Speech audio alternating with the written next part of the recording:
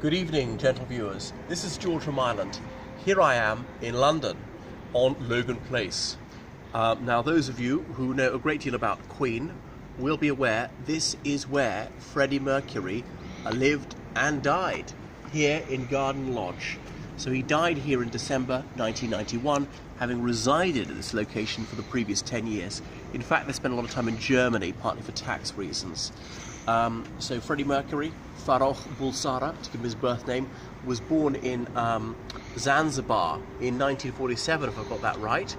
He was an Indian Parsi, went to boarding school in India, was part of a band there called the Hectics, realised he was gay.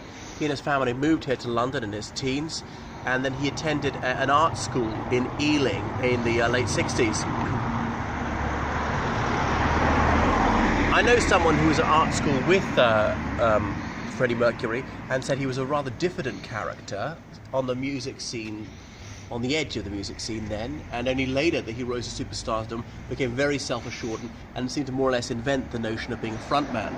So by the 80s, Queen was an extraordinarily popular band because they were so mega successful. They're very wealthy, and they gave themselves the name Queen because everybody is going to remember that one, and it hints at homosexuality. Of course, in the 70s, Freddie couldn't be open about that, although homosexual acts had been decriminalised in England and Wales in 1967. Societal prejudice was still very pronounced.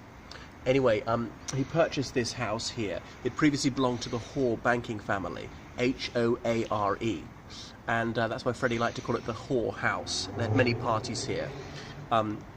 Anyway, when he died, he left it to one of his female friends who still resides there. It's not open to the public. You can see they've got a very high fence built above this wall, and they've got this special glass thing over the door. Graffiti is a crime, and they've put special paint here so graffiti will not stay on here, because there's so much graffiti, there's so many tributes were left here.